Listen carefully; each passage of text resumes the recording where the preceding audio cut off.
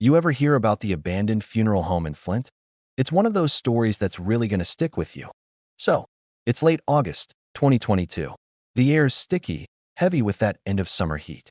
The kind of night where the crickets are loud, but somehow, everything still feels too quiet. A photographer named April Bertucci, kind of an adrenaline junkie, decides she wants to explore this old funeral home on the edge of Flint, Michigan. Not just any building. This place had a reputation. She didn't go alone, of course. She brought two of her close friends, the kind of people who don't ask too many questions when you say, "Hey, want to sneak into a condemned funeral home?" They were in. See, April wasn't just into taking photos. She was into urban exploration. Poking around in abandoned buildings, decaying places with graffiti on the walls and broken glass underfoot. There's a kind of thrill to it. It's like part art, part danger.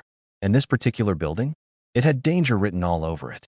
This funeral home had been shut down 5 years earlier. The official report said it was due to unsanitary conditions. But if you talk to locals, they'll tell you it was something more. Something darker. Apparently, the owner had just walked away one day, locked the doors and vanished. Left everything behind. Embalming tables, paperwork, instruments, even caskets. Just sealed up and forgotten. Anyway, April and her friends didn't go through the front. That would have been too easy and too exposed. They crept around the back, flashlights off, hearts racing, trying to be quiet, like they weren't already breaking a half-dozen laws.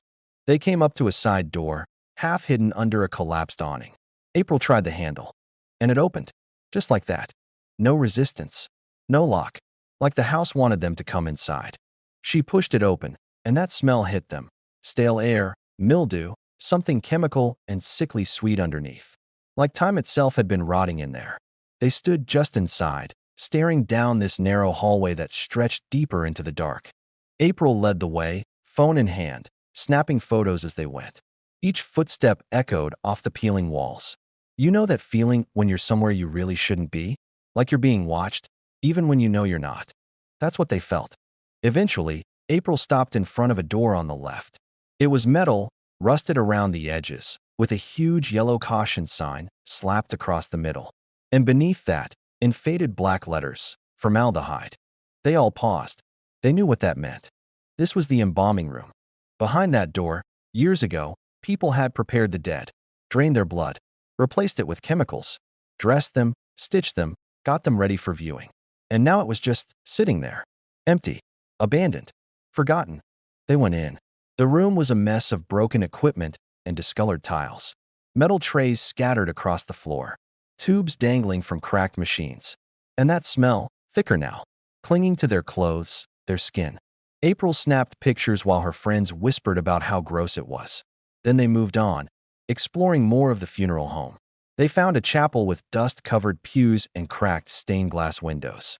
A row of caskets leaned against one wall, some open, some still sealed. The whole place felt like it had been frozen mid-sentence, like someone was planning to come back and never did. Then they found the garage. Old tools, stacked crates, cobwebs everywhere. And parked in the middle, like a scene out of a horror movie, was an ancient black hearse. The kind with silver rails and heavy curtains in the back. It looked like it hadn't moved in a decade. Dust-covered and silently waiting. But the real discovery? It was a door at the far end of the garage, slightly ajar. And behind it, a staircase leading down. Now, at this point, April's two friends decided they were going to check out the basement. April hesitated. She stayed behind for a few more shots upstairs. Said she'd join them in a minute. A few minutes pass. Then, from down below, she hears it. "Oh my gosh, is that real?" It wasn't a scream, but it was loud enough, urgent, confused. She rushed down the steps, her heart pounding, flashlight beam jittering over concrete and mold-covered walls. And then she saw it. The basement was huge, damp and cold, but in the center of it all, standing there like something out of a nightmare, was a metal jail cell. Not a cage, a cell, like something out of a high-security prison. In the middle of the cell sat a huge metal box, like a coffin made out of steel.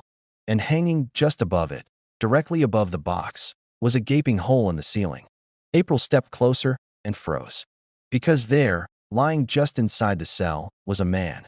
His body twisted, trapped beneath that metal box. one hand holding an empty water bottle and the other arm outstretched. Fingers reaching, just barely missing the cell phone lying outside the bars. And he was still warm to the touch. She screamed, grabbed her friends, and they ran.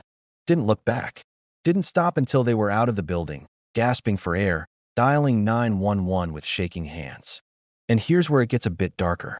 Turns out, 6 days before April ever stepped foot inside that funeral home, a local man, no connection to her at all, had snuck in through the same side door. But he wasn't exploring. He was stealing, looking for copper pipes, scrap metal, anything he could sell. And he made his way down to that same basement. But when he saw the cell, there was no box, no hole in the ceiling, just bars. And in the center, several thin metal rods, part of what he thought was maybe old shelving or equipment supports. So he climbs inside, pulls out a hacksaw, and starts cutting. The first rod goes. But then, boom, the metal box, which was actually part of an old casket lift. The dumbwaiter that they used back in the day to raise caskets from the basement to the main floor. Yes, that metal box comes down right on top of him. But he wasn't crushed to death. He was only trapped, pinned down, unable to move, unable to breathe right. By the looks of it, he had water in that water bottle in his other hand, but his phone inches from his hand, but he could never reach it. And he stayed like that for days, alive, terrified, and alone, for nearly a week. But by the time the authorities arrived, there was nothing they could do. It was too late. He was gone, his arm still outstretched, like he was still reaching for his phone.